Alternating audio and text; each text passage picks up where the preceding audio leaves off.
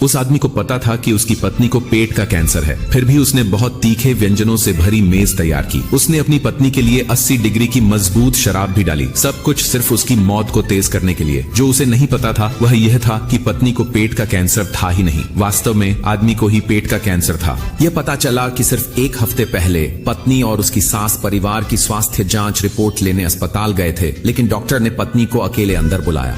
Doctor ने गंभीरता से पत्नी को बताया कि उसके पति को पेट का कैंसर है, उसे जल्द से जल्द सर्जरी की जरूरत थी, लेकिन सर्जरी में $10 लाख का खर्च आएगा। पत्नी बेहद हैरान थी, उनके परिवार के पास इतने पैसे नहीं थे, इसलिए डॉक्टर ने रूढ़िवादी उपचार का सुझाव दिया, लेकिन पत्नी ने सीधे मना कर दिया। उसने डॉक्टर से अपने पति के लिए जल्द से जल्द सर्जरी की तैयारी करने की विनती की, यहाँ तक कि अगर उसे हर जगह से पैसे उधार लेने पड़े तो भी वह सर्जरी की लागत जुटा लेगी। डॉक्टर ने पत्नी के अनुरोध को मान लिया। जैसे ही पत्नी मेडिकल रूम से बाहर आई, उसकी सास ने पूछा कि चेकअप कैसा रहा। अपनी सास को चिंता से बचाने के लिए उसने झूठ बोला कि सबका चेकअप ठीक है।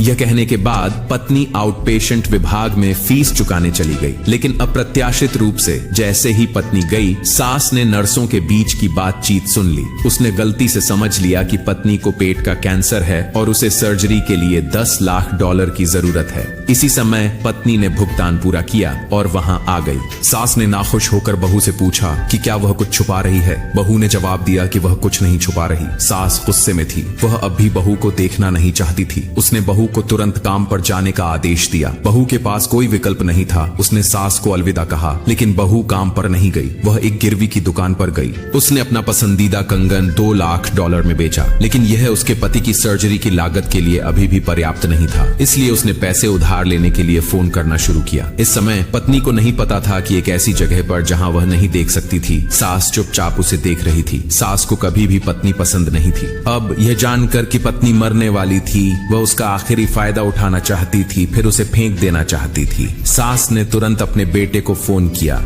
उस समय आदमी अपनी प्रेमिका के साथ डेट पर था।